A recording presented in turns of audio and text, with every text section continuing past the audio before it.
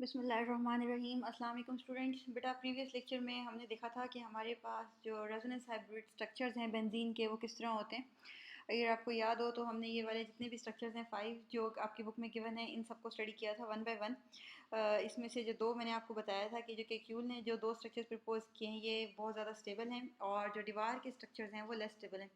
आज ज़रा इसकी रीज़न देख लेते हैं कि हम ऐसे क्यों कहते हैं कि ये जो आपके पास दीवार के स्ट्रक्चर्स हैं लेस स्टेबल हैं, या हम ये कहते हैं कि ये जो इनकी कंट्रीब्यूशन है towards the stability of benzene वो लेस है। तो बेटा उसकी रीज़न ये है, अगर आपको ये नज़र आ रहा हो कि इसके जो ये दीवार वाले जितने भी मॉलिक्यूल्स हैं बेंजीन के, इसके अंदर जो एक एक बॉन्ड लेंथ है उसकी जो लेंथ है वो कंपैरेटिवली ज़्यादा है as compare to the other pi bonds.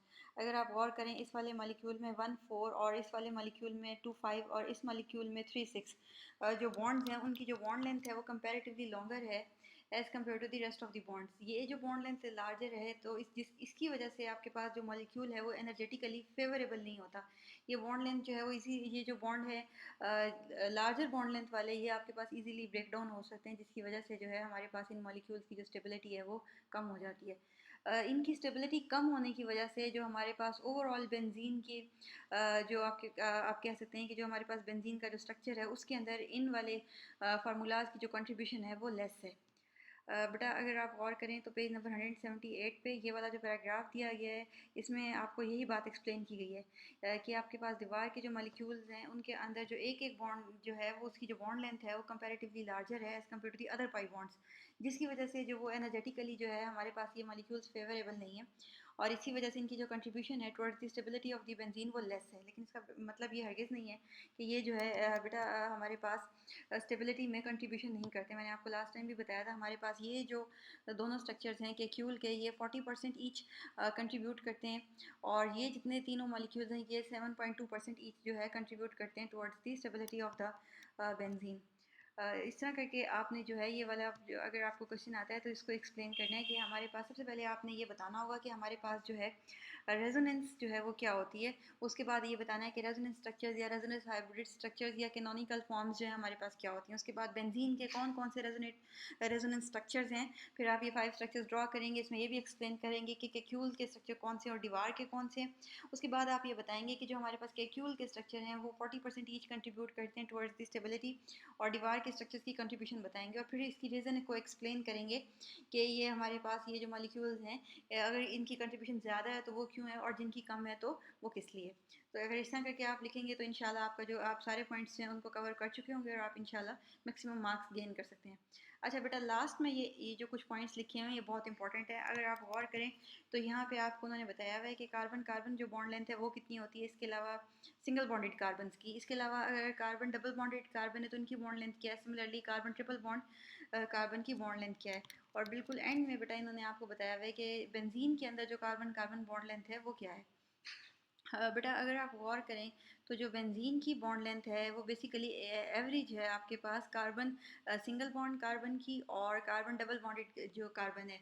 यानी कि अगर आप देखें कि जो कार्बन सिंगल बॉन्ड कार्बन है उसमें जो बॉन्ड लेंथ है वो 1.54 एंगस्ट्रम है। सिमिलरली जो डबल बॉन्डेड कार्बन है उनकी जो बॉन्ड लेंथ है वो 1.34 है। और ट्रिपल बॉन्डेड की सबसे ज़्यादा शॉर्ट है। जितने ज़्यादा बॉन्ड ज़्यादा होते हैं दो चीज़ों के दरमियान में बॉन्ड लेंथ जो है वो आपके पास डिक्रीज़ होती है। अगर अब आप बेंजीन वाले को देखें तो इसमें एक कार्बन और दूसरे कार्बन के दरमियान का जो डिस्टेंस है वो आप अगर गौर करें तो आपको नज़र आएगा कि इन दोनों की एवरेज है, इन दोनों के दरमियान में कार्बन सिंगल बॉन्ड और ये जो आपके पास बॉन्ड लेंथ है बेंजीन की ये इन दोनों के कहीं से ये मिक्सचर है डबल एंड सिंगल बॉन्ड्स का। इसकी वजह से जो इसकी बॉन्ड लेंथ भी है वो भी इन दोनों की तकरीबन एवरेज बनती है। तो ये जो है आपने इसको इस बात का भी ख्याल रखना है। इस तरह करके आपको अगर इसकी बॉन्ड लेंथ की एक्सप्लेनेशन आती है तो वो आपको ये लिखना आना चाहिए। इसके अलावा अगर बेटा आपके पास रेजोनेंस हाइब्रिड का या रेजोनेंस मेथड का फुल फ्लेज क्वेश्चन आता है लॉन्ग में, उसमें भी उसके अंदर भी जो है आप ये वाला जो पोर्शन है ये लिखेंगे, ये वाला जो पार्ट है ये अटेम्प्ट करके आएंगे। देखेंगे जो आप ऑलरेडी पढ़ चुके हैं।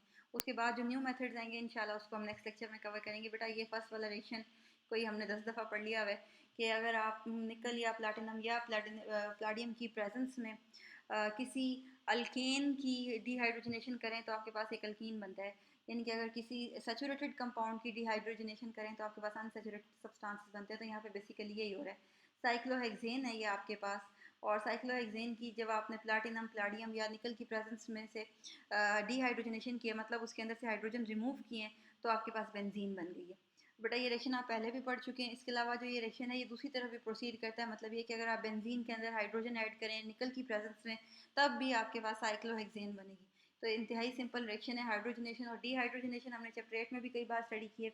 इसके अलावा ये वाला रिएक्शन जब हम बेंजीन का जो फार्मूला है उसकी जस्टिफिकेशन कर रहे थे कि कैसे जो साइक्लिक मॉलिक्यूल है उसके फिजिकल स्टैटिस्टिक्स को जस्टिफाई करता है, वहाँ पे भी आपने ये वाला रिएक्शन देखा था। तो मेरे ख्याल है अब तक तो ये आपको आ गया होगा। उसके बाद बेटा ये रिएक्शन जो है इसको भी हम ऑलरेडी स्टडी कर चुके हैं चैप्टर नंबर 8 में। जब हमने देखा था कि आपके पास जब 3 एसिटाइलिन के मॉलिक्यूल की पॉलीमराइजेशन होती है, तब हमारे पास जो है बेंजीन का मॉलिक्यूल बनता है। मेरा ख्याल है ये आपको याद होगा, याद होना भी चाहिए आपको। वहाँ पे हमने देखा था कि कॉपर ट्यूब की प्रेजेंस में हमारे पास जो है 3 एसिटाइलिन के मॉलिक्यूल जो हैं वो कंबाइन करते हैं, पॉलीमराइज करते हैं, और आपके पास बेंजीन के जो मॉलिक्यूल की फॉर्मेशन होती है। यहाँ पे उन्होंने एक आपको दूसरा कैटलिस्ट बताया, ऑर्गेनो निकल कैटलिस्ट।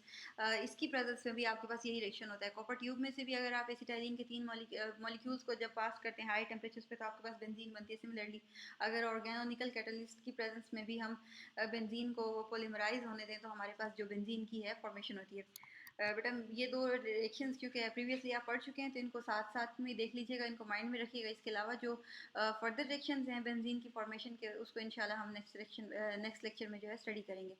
आज जो हमने देखा बेटा, अगर इसमें से आपको सारे पॉइंट्स क्लियर हो गए तो एक्सलेंट। अगर कुछ समझ में नहीं आया तो डेफिनेटली आप मुझसे पूछ सकते हैं। Thank you so much. अल्लाह हाफिज़।